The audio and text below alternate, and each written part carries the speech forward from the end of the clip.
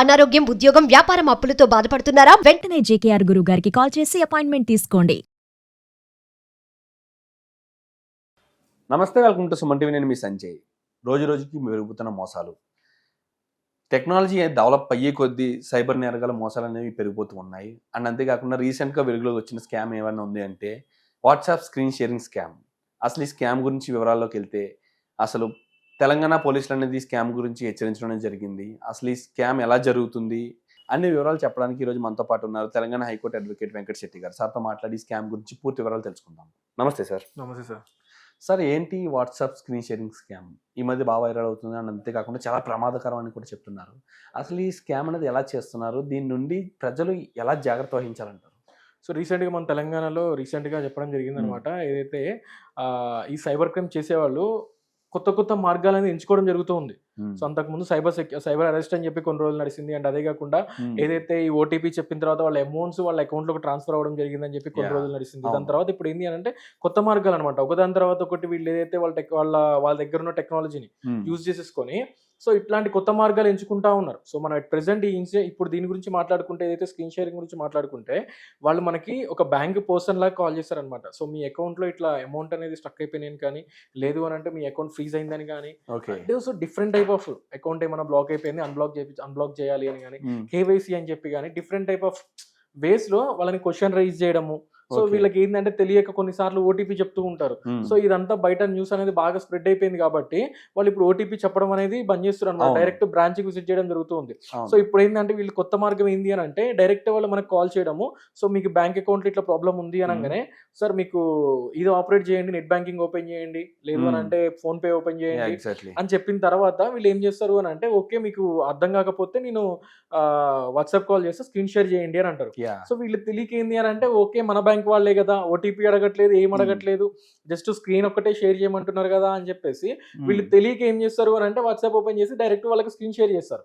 So ఈ screen share చేసేటప్పుడు ఏంది అని అంటే వాళ్ళకి తెలియకుండానే వీళ్ళ ఫోన్ లో ఉన్న డేటా మొత్తం ఈచ్ అండ్ ఎవ్రీథింగ్, వాళ్ళ ఫోన్ లో ఎన్ని యాప్స్ అయితే ఉన్నాయి అండ్ అదే కాకుండా net banking access, passwords and వీళ్ళ గ్యాలరీలో ఉన్న ఫొటోస్ తో సహా, వీళ్ళ పర్సనల్ మెసేజెస్, పర్సనల్ ఫొటోస్, వీళ్ళ వాట్సాప్ లో టెక్స్ట్ ఎవ్రీథింగ్, వాళ్ళ ఫోన్ లో ఉన్న డేటా మొత్తం వాళ్ళ దగ్గర స్టోర్ అవ్వడం జరుగుతూ ఉంటుంది. ఒకటి వాళ్ళు ట్రై చేసినప్పుడు అమౌంట్ కనుక ట్రాన్స్ఫర్ అయినాయి అని అంటే ఓకే అక్కడితో క్లోజ్ చేస్తారు. లేదు అని అంటే మన పర్సనల్ డేటా ఏమన్నా ఉంటే ఆ పర్సనల్ డేటాను చూపించి, ఆ పర్సనల్ ఫొటోస్ చూపించి కానీ, లేదు మన దగ్గర ఏమన్నా డిఫరెంట్ టైప్ ఆఫ్ టెక్స్ట్లు ఏమైనా ఉంటే, ఫొటోస్ కానీ ఇవన్నీ ఉంటే వాటిని చూపించి మన బ్లాక్మెయిల్ చేయడం జరుగుతుంది. సో బ్లాక్మెయిల్ చేసి మన దగ్గర నుంచి అమౌంట్ లాగడము ఇవన్నీ చేస్తూనే ఉన్నారనమాట. సో బికాస్ చాలా మంది బయటికి రావడానికి భయపడిపోతూ ఉంటారు. వన్స్ ఇట్లాంటి ఇన్సిడెంట్ ఫేస్ చేసిన తర్వాత బయటకు వచ్చి ఏమైనా కంప్లైంట్ రైజ్ చేయాలి అని చెప్పి భయపడిపోతూనే ఉంటారు. సో ఈ లోపు వాడికి ఆల్రెడీ ఈ డేటా అనేది వాళ్ళ దగ్గర స్టోర్ అయిపోయి ఉంటది. ఫోన్ కంప్లీట్ గా వాళ్ళ ట్రాకింగ్ లోకి వెళ్ళిపోతుంది.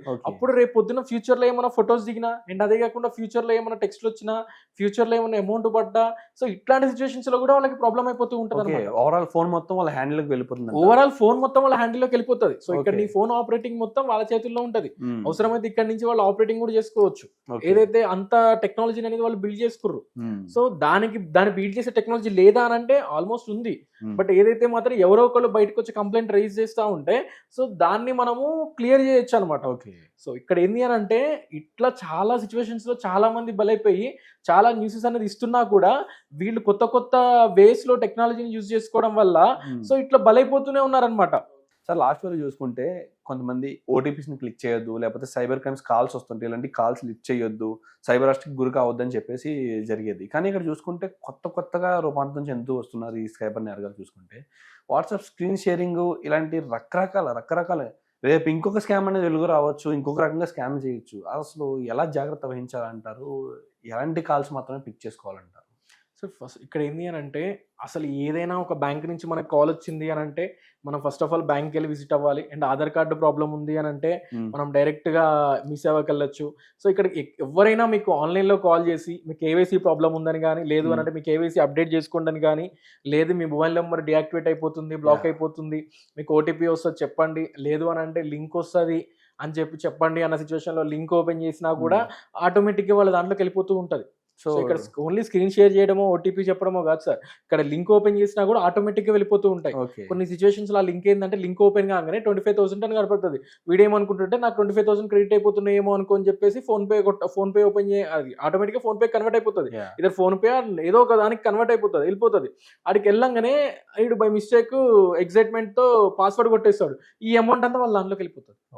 సో ఇట్లా చాలా మంది ఉన్నారు సార్ బలైన వాళ్ళు. అంటే ఇలాంటి కాల్స్ కానీ ఓటీపీస్ కానీ వచ్చినప్పుడు డైరెక్ట్ బ్రాంచ్ కి మనం అప్రోచ్ అవ్వాలంటారు, బ్యాంక్ బ్యాంక్ కి వెళ్ళాలి. ఇన్ కేసు ఒక ఆధార్ కార్డ్ అనరా డైరెక్ట్ మీ సేవకి వెళ్ళండి. ఎందుకంటే మన గవర్నమెంట్ ప్రకారం ఏంది అని అంటే ప్రతి ఒక్క దానికి ప్రతి ఒక్క ఆఫీస్ అనేది మెయింటైన్ చేస్తారు, రూరల్ ఏరియాస్ లో కానీ అర్బన్ ఏరియాస్ లో కానీ. మీరు నియర్ బై సెంటర్స్ లోకి ఇన్ కేసు ఓటీపీ అంటే ఆధార్ కార్డు మీ సేవకి వెళ్ళొచ్చు, లేదు అంటే పాన్ కార్డు పాన్ సెంటర్ కు, లేదు అని అంటే మీ సేవకి వెళ్ళొచ్చు. దానికి కూడా ఇన్ కేసు బ్యాంక్ ఉంది, ఓకే బ్యాంక్ వెళ్ళండి. సో ఇట్లాంటివన్నీ చూసేసుకొని, లేదు అని అంటే నీకు ఇంత అమౌంట్ పెట్టు నీకు ఇంకొంచెం అమౌంట్ ఇప్పిస్తా అన్నా గానీ. సో ఇవన్నీ ఏంది అని అంటే ఏదైతే సైబర్ క్రైమ్స్ రిలేటెడ్ అనమాట. వీటికి మనం కంప్లైంట్ రిజిస్టర్ చేసుకున్నా కూడా ఎఫ్ఐఆర్ ఫైల్ అవుతుంది. వాడు ఇట్లాంటి అఫెన్సెస్ చాలా చేసి ఉంటాడు, నీ అమౌంట్ నీకు రావడం అనేది టైం పడుతుంది. సో దీని వల్ల నువ్వు లాసే కదా, లాస్ట్ లో నువ్వే వదిలేసుకుంటావు. అసలు ఇలాంటి సైబర్ క్రైమ్స్ లో ఇరుక్కోకుండా జాగ్రత్త పడాలి. ఒకవేళ ఇరుక్కుంటే డబ్బులు రావడం అనేది కష్టం అవుతుంది, ఎప్పటికి వస్తుందో కూడా తెలియదు. అండ్ అదే కాకుండా వస్తాయో రావో కూడా తెలియదు. వాడు ఆల్రెడీ క్రైమ్ చేసేటాడు, వాడు లోపల కూర్చోడానికి కూడా రెడీగా ఉంటాడు కదా. ఇక్కడ చూసుకుంటే క్రైమ్ చేసే వాళ్ళు రకరకాలుగా రూపాంతరం చెందుతున్నారు. వాళ్ళతో పాటు మనం కూడా జాగ్రత్తలు వహించడం అనేది రూపాంతరం చెందాలి, అడ్వాన్స్డ్ గా ఉండాలంటారు అసలు. సో ఫస్ట్ ఆఫ్ ఆల్ మనం అడ్వాన్స్డ్ ఉంటే ఇట్లాంటి క్రైమ్ చేసే వాళ్ళు పెరగరు సార్.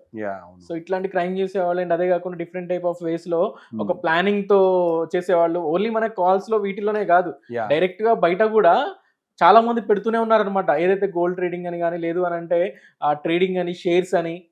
సో ఇవన్నీ మనం చాలా న్యూసెస్ అనేది చూస్తూనే ఉన్నాం. అయినా కూడా చాలా మంది అట్లా ఇన్వెస్ట్మెంట్ పెట్టడము, లేదు అంటే ఈ ఓటీపీ రాగానే ఇట్లా చెప్పేసేయడము, ఇట్లా అమౌంట్ పోగొట్టుకున్న వాళ్ళు కూడా చాలా మంది ఉంటున్నారు అనమాట. సో వీటన్నిటికి ఫుల్ స్టాప్ పడాలి అంటే ఫస్ట్ ఆఫ్ ఆల్ మనం అడ్వాన్స్డ్గా రెడీ అవ్వాలి. మనం అడ్వాన్స్డ్గా తయారైతే ఇట్లాంటి పర్సన్స్ అనేది తగ్గిపోతూ ఉంటారు. ఓకే సార్, అండ్ ఈ క్రైమ్లో ఎలాంటి క్రైమ్లో ఇరుక్కోకుండా జాగ్రత్తలు చెప్పారు సరే. ఒకవేళ ఎలాంటి క్రైమ్లో ఆల్రెడీ ఇరుక్కుని డబ్బులు పోగొట్టుకుని ఉంటే వాళ్ళు ఏం చేయాలంటారు, ఎలాగా సంథింగ్ వాళ్ళకి సొల్యూషన్ ఏంటంటారు అసలు? సార్ ఇప్పుడు ఏదైతే ఈ సైబర్ క్రైమ్స్ అనేది మనకి పెరుగుతున్న సిచ్యువేషన్లో ఏంటి అంటే మన తెలంగాణ గవర్నమెంట్ అయితే ఎవ్రీ నియరెస్ట్ పోలీస్ స్టేషన్లో ఒక సైబర్ సెల్ అనేది ఓపెన్ చేయడం జరిగింది. సో మన నియర్ బై పోలీస్ స్టేషన్కి వెళ్ళి కంప్లైంట్ రైజ్ చేయొచ్చు. అండ్ అదే కాకుండా టోల్ ఫ్రీ నెంబర్ 1930 ఉంది. సో దాంట్లో కూడా మనం కంప్లైంట్ రైజ్ చేయొచ్చు. అండ్ అదే కాకుండా ఆన్లైన్ పోర్టల్లో కూడా కంప్లైంట్ రైజ్ చేయొచ్చు మనం.